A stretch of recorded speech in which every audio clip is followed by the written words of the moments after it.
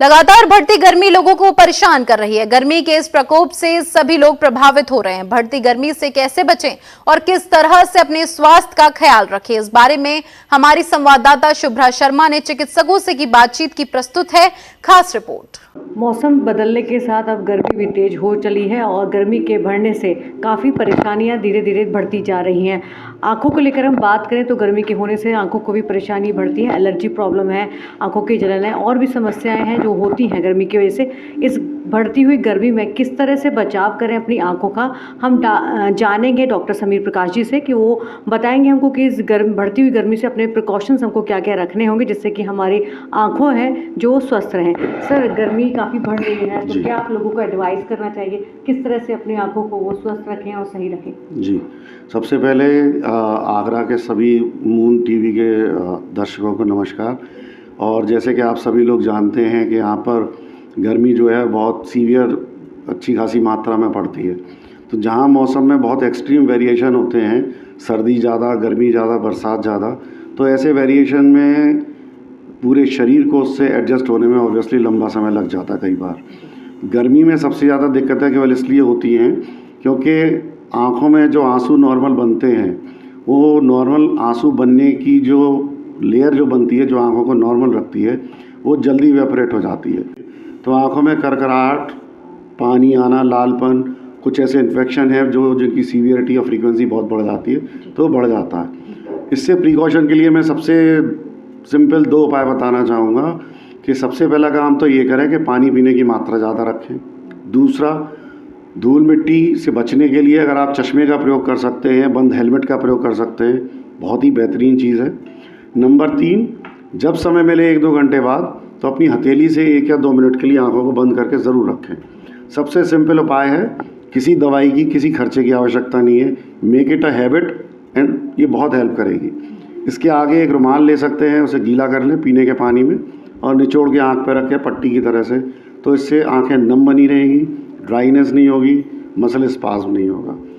ये बेसिक उपाय हैं जो आप अपने आप कर सकते हैं। फिर भी अगर किसी की आँख में लालपन, दर्द या कुछ इन्फेक्शन के सिम्टम हैं तो पास के किसी भी आँख के डॉक्टर से सलाह लेके उसके बाद ट्रीटमेंट लें। अपने आप सलाह करके, अपने आप दवा लेके, स्पेशली स्टीरॉयड की दवा ना इस्तेमाल करें, कई बार बहुत नुकसान कर सकती है। सर, ये तो आपने प्रिकॉशन बताया, आप किस तरह से लोगों की हेल्प कर रहे हैं? आपके यहाँ द्वारा किस तरह से अभियान जो चलाया जा रहा है जिससे कि लोगों को हेल्प मिल सके अपनी आंखों की सुरक्षा के लिए? देखिए, इस साल से वैसे तो हम पहले भी विगत कई वर्षों से निःशुल्क ऑपरेशन करते रहे हैं या केवल लेंस के खर्चे पे करते थे, लेकिन इस बार से हमने इस व्यवस्था को कैंप की बजाय प्रतिदिन के हिसाब से कर दिया है। क्योंकि कई बार हमारा अपना एक्सपीरियंस था कि मरीज़ों को कैंप की जानकारी पूर्णतः मिल नहीं पाती थी। कई मरीज़ केवल कैंप के इंतज़ार में या पैसे के इंतज़ार में ऑपरेशन नहीं करा पाते थे, तो उनको ये दिक्कत रहती थी कि उन्हें पता नहीं लगा और इस इंतज़ार में कई मरीज़ों की आंखें ख़राब हो जाती थी। तो इस वर्ष से प्रतिदिन हमारा जो ध्येय है कि हम पर डे 2 ऑपरेशन रजिस्ट्रेशन करके ऑपरेशन करेंगे। 12 महीने 365 दिन। कभी भी कोई भी ऑपरेशन अगर हम पे मरीज़ ज़्यादा हो जाते हैं तो हम उन्हें आगे की तारीख दे देंगे। इसमें फ्री ऑपरेशन भी करते हैं हम, और जो गरीब मरीज़ हैं जो थोड़ा बेटर करा सकते हैं लेकिन उनकी अफोर्डेबिलिटी नहीं है, तो उनके ऑपरेशन केवल लेंस के खर्चे पे हम ऑपरेट करते हैं, जो कि बहुत ही मिनिमल चार्ज है, किसी भी धर्मार्थ या चैरिटेबल हॉस्पिटल से कम। उसमें पेशेंट को ऑपरेशन के बाद की दवा, 1 महीने की आने जाने की फ़ीस, सारी जाँचें, सब प्रकार की पूरी सुविधा बिल्कुल निःशुल्क है। तो ये सुविधा हमने केवल इसीलिए शुरू की है कि गरीब से गरीब कोई मरीज़ केवल इस वजह से ऑपरेशन से ना रह जाए कि उसकी जेब में पैसे नहीं है। तो लोग सर प्रतिदिन अभी तक कितने ऑपरेशन हो चुके हैं आप लोग के? इस समय इस वर्ष हम लगभग अभी तक 450 से ज़्यादा ऑपरेशन कर चुके हैं। और मुझे जो सबसे अच्छी चीज़ लगी या जो हमारे मन में जो इच्छा थी या जो कारण था इसका, कि वो ये थी कि एक जगह पे ऑपरेशन करें तो उसका लाभ मिले तो और लोगों को भी जानकारी मिले। तो सबसे अच्छी बात ये हुई है अब कि हमें बार बार किसी को बोलना नहीं पड़ता। वरना सबसे बड़ी बात होती थी कि जब हम ऑपरेशन कर रहे होते थे तो जो ज़रूरतमंद लोग हैं उन तक बात पहुंच ही नहीं पाती थी। तो सबसे अच्छी बात मैं आपके चैनल के माध्यम से बताना चाहूँगा कि ये एक चेन रिएक्शन की तरह मरीज़ों तक जानकारी पहुंची और काफ़ी लोगों को सुविधा मिली। कुछ एक एरियाज़ तो ट्रांसयमुना के ऐसे हैं जहाँ एक मरीज़ ने ऑपरेशन कराया, उसके बाद वो कम से कम 20 से 25 मरीज़ों को लेके आया और उसने ऑपरेशन कराए लोगों के। तो रेगुलर करने का सबसे बड़ा फ़ायदा यही है कि एक चेन रिएक्शन की तरह एक पूरी बस्ती या एक पूरे गांव को जानकारी मिलती जाती है, तो समस्त लोग सुविधा का लाभ उठा सकते हैं। अब हम हैं डॉक्टर संदीप अग्रवाल जी के साथ, कैंसर रोग विशेषज्ञ हैं। सर से हम जानेंगे कि जिन लोगों को कैंसर से पीड़ित हैं, जिनको रेडिएशन और कीमोथेरेपी दी जाती है, उनको गर्मी में किस तरह से अपना ख्याल रखना चाहिए और क्या क्या चीज़ें हैं जिनका प्रिकॉशन लेकर वे अपने हेल्थ को बेटर रख सकते हैं और जो बीमारी है उससे अपने आप को इम्प्रूव कर सकते हैं। सर, गर्मी का जो मौसम है आ चुका है, गर्मी का जो रफ्तार है काफ़ी तेज़ हो चुकी है। सर, जो कैंसर पेशेंट है जिनको कीमोथेरेपी, रेडिएशन और ये सब चीज़ दी जाती है, उनके लिए आप क्या एडवाइस करना चाहेंगे कि किस तरह से वो अपनी गर्मी का मौसम को काटें? कैंसर के मरीज़ जो इस समय कीमोथेरेपी, रेडियोथेरेपी या इवन सर्जरी से अपना इलाज ले रहे होते हैं, उनके लिए अदरवाइज़ भी सबसे बड़ी चुनौती हाइड्रेशन की है। ओरल इंटेक की और हाइड्रेशन प्रॉपर रहे, ऐसा हम हमेशा प्रयास करते हैं और मरीज़ और उनके तीमारदारों को समझा के भी रखते हैं। मगर कई बार वॉमिटिंग के चलते या पानी पीने की दिक्कतें होने की वजह से ओरल इंटेक मरीज़ों का प्रॉपर नहीं होता। तो गर्मियों के दिनों में जब हमारे शरीर से पानी के लॉस बढ़ जाते हैं तो हमारी वाटर डिमांड भी बढ़ जाती है, इसलिए डिहाइड्रेशन का ख़तरा बहुत ज़्यादा रहता है। तो इस गर्मियों के मौसम में सबसे ज़्यादा एहतियात इस बात का करना है मरीज़ों को कि वाटर इंटेक अच्छा रहे, हाइड्रेशन प्रॉपर रहे, तो उससे उनकी दुश्वारियाँ काफ़ी कुछ कम रहेंगी। अब चूँकि पानी हमें पीना है ज़्यादा, तो कई बार पानी, स्वच्छ पानी पीने वाला सेफ़ पानी हमारे पास अवेलेबल नहीं होता, तो वो अलग अलग प्रकार के इन्फेक्शंस को दावत दे सकता है। इसलिए ये भी आवश्यक है कि सेफ़ पानी अपने साथ लेकर के चलें, जिससे कि डिहाइड्रेटेड भी ना हो और पानी से जनित जितने रोग हैं उनसे भी हम बच करके रहें। साथ के साथ इस समय नेचर ने इस प्रकार के फल हम लोगों को मुहैया कराए हैं जिनमें काफ़ी मात्रा में पानी जमा रहता है। खरबूजा, तरबूजा, खीरा, ककड़ी, टमाटर, ये सब चीज़ें ऐसी हैं जो कि भरपूर मात्रा में हाइड्रेशन बॉडी का करती हैं। तो इन फलों का सेवन करा जा सकता है। हालांकि जिन लोगों को कीमोथेरेपी लग रही है उनको आमतौर पर रॉ फूड्स को अवॉइड करने की सलाह दी जाती है, क्योंकि उसके साथ में कोई इन्फेस्टेशन ना आ जाए। उसको चलते ये भी एहतियात दिया जाता है कि एक कॉमन सेंस सफाई के बारे में जो भी हम खा रहे हैं उसका भी देखा जाए। तो सर, क्या जूसेस के फॉर्म में इसको लिया ज़्यादा बेटर ज़्यादा रहता है? जूसेस के फॉर्म में लेने को मैं प्रमोट नहीं करता हूँ। इफ़ एट ऑल बहुत मजबूरी है कि हम फल खा ही नहीं सकते क्योंकि मुंह से खाने में दिक्कत हो रही है, उस दशा में ज़रूर एक बहुत हाइजीनिक तरीके से यदि घर में ही जूस निकाला जा सके तो उस जूस को तो एक बार को लेना ठीक है, अदरवाइज़ बाज़ार का जूस तो बिल्कुल भी सेवन ना करा पानी जाए। का आपने जैसे बताया कि पानी का इंटेक ज़्यादा है, मगर कभी कभी होता है कि पानी को एक ही फॉर्म में जो नॉर्मल रहता है उसमें नहीं लेते, उसके अलग अलग फॉर्म्स क्या हो सकते हैं कि जिसमें पानी भी चला जाए और कुछ ज़्यादा टेस्ट वाली चीज़ अगर हम बात करें तो वो भी आ जाए? देखिए, जो पानी की सबसे ज़्यादा नेचुरल दूसरी फॉर्म हो सकती है वो कोकोनट वाटर है, वो भी सेफ़ है और इलेक्ट्रोलाइट्स के मामले में काफ़ी कुछ हद तक हमारी पूर्ति कर देता है। दूसरे और जो पानी के फॉर्म्स लिए जा सकते हैं उनमें नींबू पानी बना करके ले सकते हैं या जलजीरा बना कर ले सकते हैं। जिन लोगों को कैलोरीज भी प्रॉपर नहीं पहुंच पा रही हैं उनके लिए सत्तू बना करके लेना, चीनी का घोल और चने का पिसा हुआ घोल बना करके लेने से भी काफ़ी कुछ अच्छी तरीके से मात्रा पहुंच सकती है। और इसके कुछ और सब्स्टिट्यूट शेक्स हो सकते हैं, मैंगो शेक ले लें, बनाना शेक ले लें, लस्सी इस समय ली जा सकती है, छाछ बहुत अच्छा सब्स्टिट्यूट हो सकता है जो कि हमारे को फ्लूइड्स भी पहुंचाएगा और थोड़ी सी कैलोरीज भी पहुंच जाएगी। पुदीना भी सर इस मौसम में आता है? पुदीना है, आम का पना बनाया जाता है इस समय, तो चूँकि आम का वो प्रोसेस पकने वाली हो जाती है तो वो भी सेफ़ है, उसको भी लेने में दिक्कत नहीं होगी। सर, इलेक्ट्रॉल, ग्लूकोज अगर इस फॉर्म में क्या उन लोगों के लिए सेफ रहता है ये चीज़ें देना? देखिए, ग्लूकोज सेफ़ है, ग्लूकोज में कोई परेशानी नहीं है। अगर ग्लूकोज तो एक ड्राई पाउडर है, उसको जब आप पानी में मिला रहे हैं तो वो एक पेय पदार्थ बन गया, मगर उसमें भी स्वाद नहीं है। तो अगर आप उसके बजाय नींबू का पानी ले रहे हैं या कुछ और लस्सी, छाछ जैसी चीज़ ले रहे हैं तो इवन बेटर रहेगा। सर, और क्या प्रिकॉशन ये खाने का होगा? इसके अलावा बाहर निकलते समय कुछ चीज़ें हैं वो किस तरह के प्रिकॉशन लोगों को रखने चाहिए? देखिए, सामान्य जो एक किसी व्यक्ति के लिए प्रिकॉशंस हैं वो सारे प्रिकॉशंस तो इनके ऊपर लागू होंगे ही। रेडियोथेरेपी वाले मरीज़ों को एक्सपोजर से, सन के एक्सपोजर से परेशानियां हो सकती हैं यदि ऊपर सतह के ऊपर उनका रेडिएशन हो रहा है तो छतरी का प्रयोग या कपड़े से ढक करके उस क्षेत्र को रखें जिस पर रेडिएशन हो रहा है, वो आवश्यक रहेगा।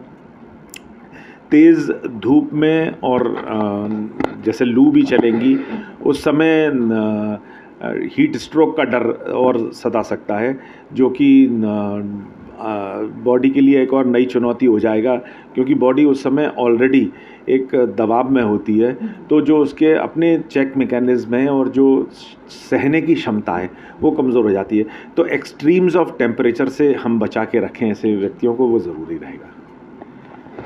तो अभी आपने सुना कि डॉक्टर साहब का कहना था कि आपने जो कुछ प्रिकॉशंस है उनको लेकर आप चलते हैं तो ये मौसम आपके लिए भी अच्छा रहेगा और गर्मी का जो प्रकोप हमारे ऊपर है वो भी कम रहेगा, साथ ही हम जो परेशानियां हो सकती हैं उनसे भी हम बचते रहेंगे। हम आगे चलेंगे और कुछ और जानकारियां हासिल करेंगे।